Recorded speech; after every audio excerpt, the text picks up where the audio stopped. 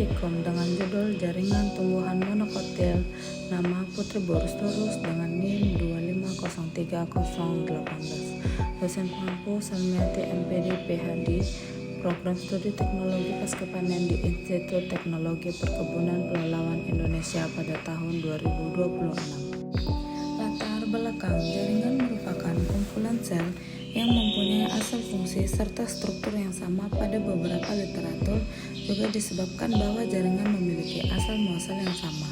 Secara garis besar, pada tumbuhan hanya ada dua macam jaringan, yaitu jaringan muda dan jaringan dewasa.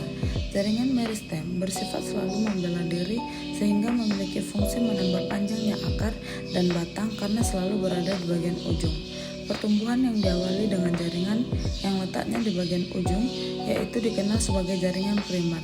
Semua sel yang menyusul bagian tumbuhan dewasa berasal dari kegiatan sel-sel meristem pada proses pencapaian menuju pendewasaan.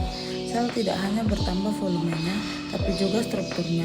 Lebih termodifikasi, tidak hanya bertambah volumenya, tapi juga strukturnya untuk memenuhi fungsi fisiologis tertentu pada tumbuhan dewasa. Modifikasi untuk memenuhi fungsi khusus tersebut dinamakan diferensiasi yang merupakan tahap pematangan sel. Tujuan pratikum yang pertama menjelaskan perbedaan jaringan muda dan jaringan dewasa.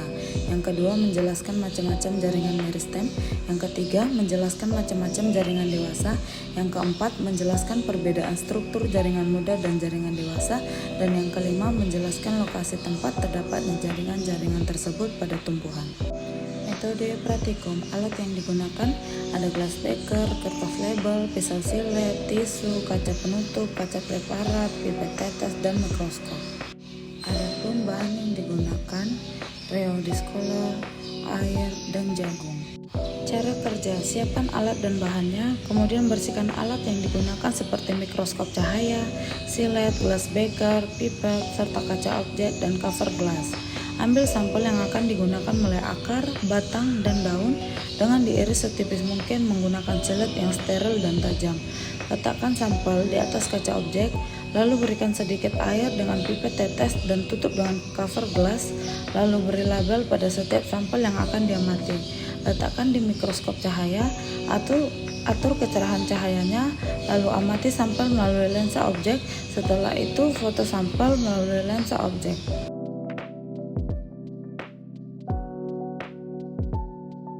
Ya, memang kita harus sangat-sangat tipis.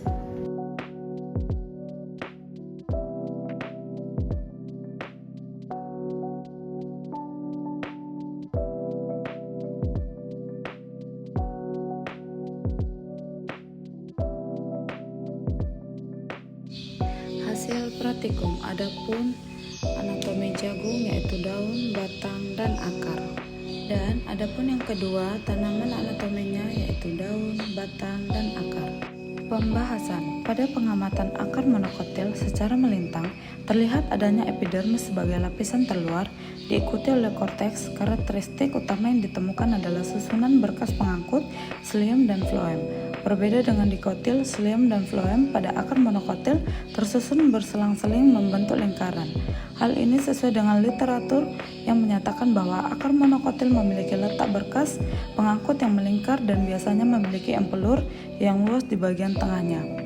Hidayat 2021. Hasil pengamatan pada batang monokotil menunjukkan struktur yang sangat khas, yaitu berkas pengangkut yang letaknya tersebar di seluruh jaringan dasar parenkim antara xilium dan floem. Tidak ditemukan kambium yang menyebabkan tumbuhan monokotil tidak mengalami pertumbuhan sekunder atau pertambahan diameter batang secara signifikan. Tipe berkas pengangkut ini dikenal dengan istilah kolateral tertutup. Campbell et al. 2021.